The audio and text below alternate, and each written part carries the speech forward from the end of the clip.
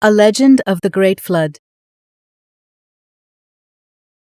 Some Myths and Legends of the Australian Aborigines by W. E. Thomas.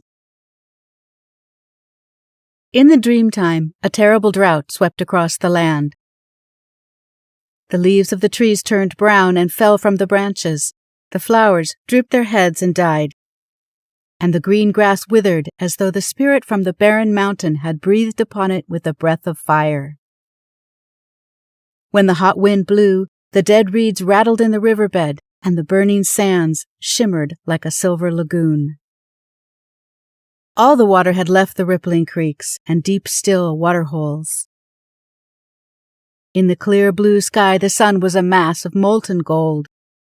The clouds no longer drifted across the hills, and the only darkness that fell across the land was the shadow of night and death.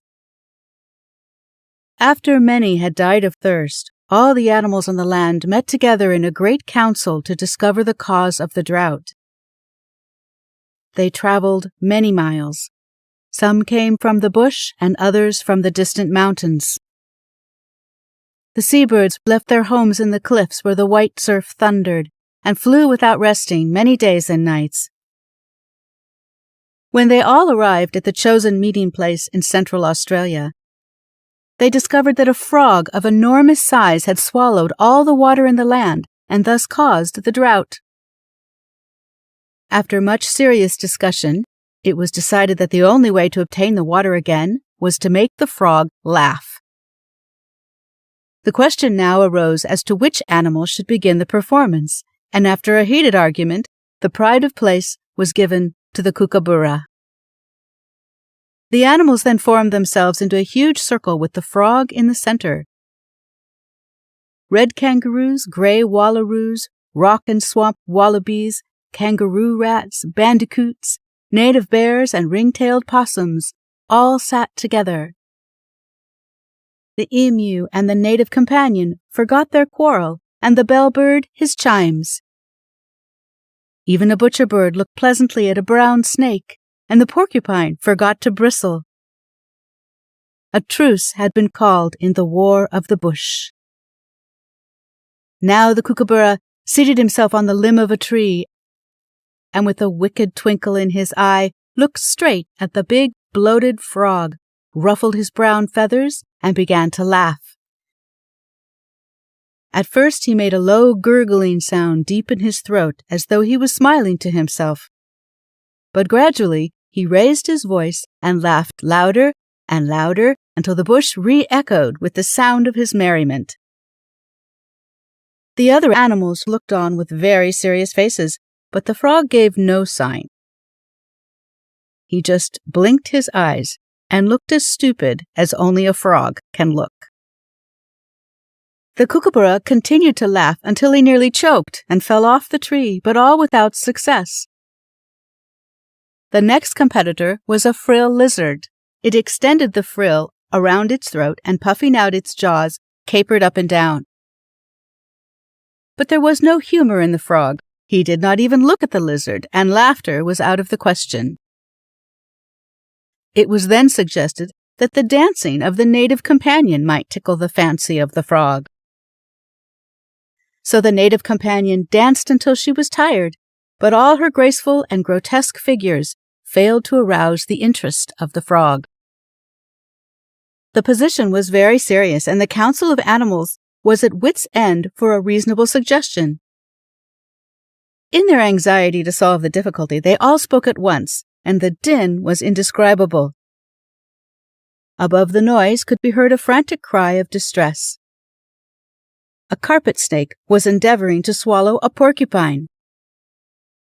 The bristles had stuck in his throat, and a kookaburra, who had a firm grip of his tail, was making an effort to fly away with him. Close by, two bandicoots were fighting over the possession of a sweet root. But while they were busily engaged in scratching each other, a possum stole it. Then they forgot their quarrel and chased the possum, who escaped danger by climbing a tree and swinging from a branch by his tail.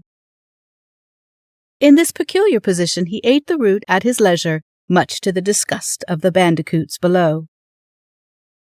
After peace and quiet had been restored, the question of the drought was again considered. A big eel who lived in a deep waterhole in the river suggested that he should be given an opportunity of making the frog laugh. Many of the animals laughed at the idea, but in despair they agreed to give him a trial. The eel then began to wriggle in front of the frog. At first he wriggled slowly, then faster and faster until his head and tail met. Then he slowed down and wriggled like a snake with the shivers. After a few minutes, he changed his position and flopped about like a well-bitten grub on an ant bed. The frog opened his sleepy eyes, his big body quivered, his face relaxed, and at last he burst into a laugh that sounded like rolling thunder. The water poured from his mouth in a flood. It filled the deepest rivers and covered the land. Only the highest mountain peaks were visible, like islands in the sea. Many men and animals were drowned. The pelican, who was a blackfellow at this time, sailed from island to island in a great canoe and rescued any blackfellow he saw. At last he came to an island on which there were many people. In their midst he saw a beautiful woman and fell in love with her. He rescued all the men on this island until the woman alone remained.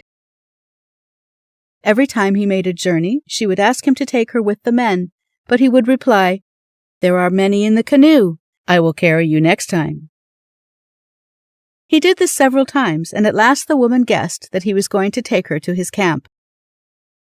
She then determined to escape from the pelican.